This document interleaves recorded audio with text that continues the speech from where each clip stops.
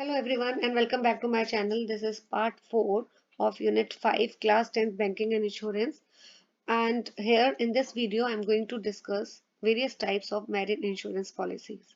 तो first policy है specific voyage policy. तो इस नाम से ही पता लग रहा है कि ये पॉलिसी जो है ये ली जाती है to cover a particular voyage. ठीक है, इसमें टाइम का कोई कंसिडरेशन नहीं होता, तो एक पर्टिकुलर वॉयज के लिए ये पॉलिसी ली जाती है, राइट। एंड एक चीज इसमें आपको और ध्यान रखनी है कि इस पॉलिसी में पर्टिकुलर्स ऑफ कन्वेंस, वेसल का क्या नाम है, बिल ऑफ लीडिंग, और कितना सम जो है इंश्योर्ड किया गया है, ये सारी डिटेल्स मेंशन होती है। अब बिल ऑफ लीडिंग क्या है? ये वो डॉक्यूमेंट है जो इशू करती है shipping company to the shipper. अब शिपर कौन होता है? शिपिंग कंपनी तो आपको पता है, ठीक है कि एंड बट हु इज शिपर? शिपर कौन है? ये वो पर्सन है जो गुड्स सेंड करता है फॉर ट्रांसपोर्टेशन। ठीक है, तो शिपिंग कंपनी शिपर को ये डॉक्यूमेंट देती है और ये डॉक्यूमेंट एक वैलिड प्रूफ है कि जिसमें डिटेल्स दी होती है कि ये गुड्स जो है वो ट्रांसपोर्ट हो रहे हैं through the ship. Okay, now next is time policy. Time policy में जो सब्जेक्ट मैटर है वो डेफिनेट पीरियड ऑफ टाइम। जैसे ऊपर स्पेसिफिक वॉयज में वॉयज था, ये पॉलिसी पर्टिकुलर वॉयज के लिए ली जाती है। ये पॉलिसी टाइम पॉलिसी एक पर्टिकुलर टाइम पीरियड के लिए ली जाती है, और टाइम पीरियड जो है it can not be for a period exceeding 1 year. तो मैक्सिमम टाइम पीरियड क्या होता है? 1 year, right.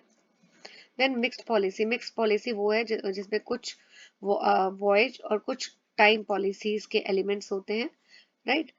Valued policy next है हमारी।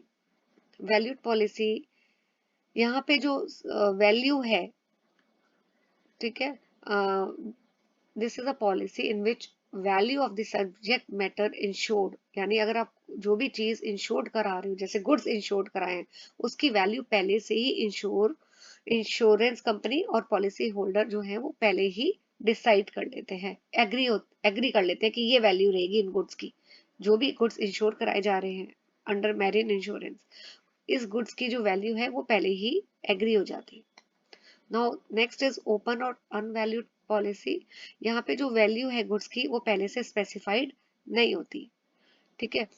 अब यहाँ पे जितना भी अगर वैल्यू होगा बाद में, it leaves the value of the loss to be subsequently ascertain. तो जो भी लॉस है उसकी वैल्यू बाद में असर्टेन की जाती है। Now next is open cover. ये पॉलिसी जो है ये 1 ईयर के लिए होती है। इसमें क्या रेट है, टर्म्स कंडीशंस क्या है, ये सारी चीजें मेंशन होती हैं। एंड मेनली ओपन कवर, देखिए यहाँ पे मैंने हाईलाइट भी किया हुआ है। Open cover is usually issued for import and export, right. So period इसका 12 मंथ्स का यानी 1 ईयर का रहता है। एंड इंश्योरेंस कंपनी एग्री करती है कि इंश्योरेंस कवर यानी कंपनसेशन प्रोवाइड करेगी, ठीक है, for all the shipments. Now what is floating policy? Floating policy, यहाँ पे अमाउंट इंश्योरेंस का जो है मेंशन किया जा होता है। ये वो पॉलिसी है जिसमें इंश्योरेंस का जो अमाउंट है वो मेंशन होता है, लेकिन बाकी चीजें कि शिप का क्या नाम है, क्या पर्टिकुलर्स हैं, वो सब बाद में डिक्लेयर होते हैं। शुरू में जब ये पॉलिसी ली जाती है सिर्फ amount for which the insurance is taken it is mention. Then wagering और ऑनर पॉलिसी, ये वो पॉलिसी है इन विच जो इंश्योर्ड है पॉलिसी होल्डर, उसका कोई इंश्योरेबल इंटरेस्ट नहीं होता है। और अंडर राइटर मतलब इंश्योरेंस कंपनी जो है is prepare to dispense with insurable interest. इसका क्या मतलब है कि इस पॉलिसी में, अच्छा पहले एक चीज और, such policies are known as policy proof of interest. ये 1 मार्कर आ जाता है पेपर में। Which policy is known as policy proof of interest, तो वो 1 मार्कर आ सकता है।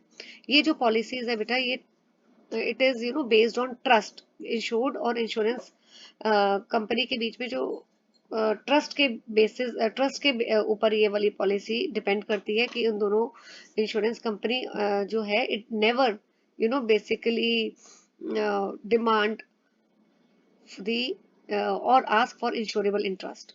अब इसका क्या मतलब है उसको मैं सिस्टमेटिकली एक्सप्लेन कर देती हूँ। ये जो पॉलिसीज होती है ये लीगली कोर्ट में इन्फोर्सेबल नहीं होती, क्योंकि कोर्ट में वही पॉलिसीज इन्फोर्सेबल होती है जिसमें इंश्योर्ड का यानी पॉलिसी होल्डर का इंश्योरेबल इंटरेस्ट हो। लेकिन इस पॉलिसी में इंश्योर्ड का इंश्योरेबल इंटरेस्ट नहीं होता है। ठीक है। यहाँ पे जो इंश्योरेंस कंपनी है इसलिए वो इंसिस्ट भी नहीं करती कि इंश्योर्ड का या पॉलिसी होल्डर का इंश्योरेबल इंटरेस्ट होना चाहिए। Next is special declaration policy. Special declaration policy क्या है? यहाँ पे इंश्योर्ड को ही is required to declare the value of dispatches periodically। तो इंश्योर्ड यानी पॉलिसी होल्डर जो भी डिस्पैच करेगा उसको उसकी वैल्यू, डिस्पैचेस की वैल्यू periodically डिक्लेयर करनी पड़ती है, चाहे वो मंथली डिक्लेयर करे, क्वार्टरली करे, but he has to declare the value of the dispatches, right? Dispatch का मतलब होता है टर्नओवर, अपना उसका कितना टर्नओवर है इंश्योर्ड का। मैं लिख देती हूँ, डिस्पैच का मतलब है टर्नओवर, उसको डिक्लेयर करना पड़ता है। और प्रीमियम जो होता है शुरू में प्रोविजनल होता है, लेकिन जब पॉलिसी एक्सपायर कर जाती है तो फाइनल प्रीमियम जो है वो एडजस्ट किया जाता है ऑन द बेसिस ऑफ कि टोटल वैल्यू टर्नओवर का कितना आ रहा है। ओके, सम इंश्योर्ड की जहां तक बात है, जब ये पॉलिसी इशू की है तो सम जो इंश्योर्ड है it is fixed on the basis of previous year का टर्नओवर क्या रहा है, और अगर कोई नया बिजनेस है तो एस्टिमेट लगाया जाता है टर्नओवर का, right? Okay, then comes your special storage risk insurance. ये वाली जो इंश्योरेंस है ये उन गुड्स को कवर करती है जो स्टोरेज यानी वेयर हाउसेज में रखे होते हैं, या after the transit insurance has ended. तो जब गुड्स जो हैं they basically reaches one particular place, उसका ट्रांसपोर्टेशन फेज ओवर हो गया है, ट्रांजिट ओवर हो गया है, तो उन अब गुड्स आर लाइंग ओपन, तो उन they can also get damage. ठीक है, अब तो गुड्स जो है वो शिप हो चुके हैं, ट्रांसपोर्ट हो चुके हैं।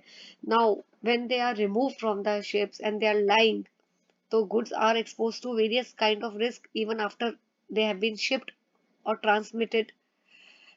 So उन गुड्स के लिए भी जो इंश्योरेंस कवर होता है और या पॉलिसीज होती है उसको बोलते हैं special storage risk, right?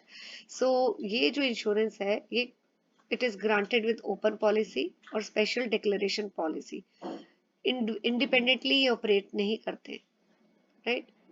Okay, then comes your annual policy. Annual policy insurance policy है जो 12 मंथ्स के लिए होती है, और इसमें गुड्स के जो इंश्योरेंस है वो कंटिन्यूस प्रोवाइड की जाती है गुड्स को belonging to the insured during transit. तो जब भी गुड्स ट्रांजिट में है, शिप में है, तो उनकी इंश्योरेंस कंटिन्यूस बेसिस पे एनुअल पॉलिसी के थ्रू प्रोवाइड की जाती है।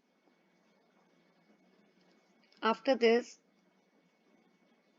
इसमें एक चीज और है, ये जो पॉलिसीज है यहाँ पे sum insured should not be less than 5,000।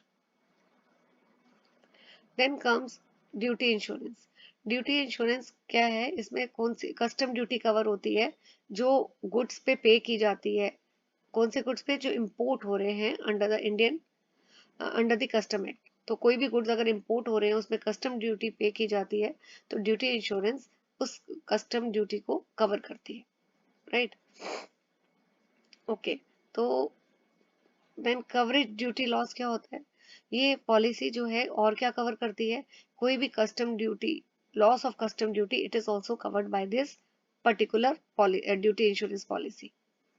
अगर गुड्स जो है वो डैमेज कंडीशन में आ रहे हैं, so there is a risk of loss of custom duty, so ये पॉलिसी उसको कवर करती है। ये policy also it can be taken in case of overseas transit. Overseas insurance का क्या मतलब है कि duty insurance can be taken even when overseas transit is insured by the foreign ensure.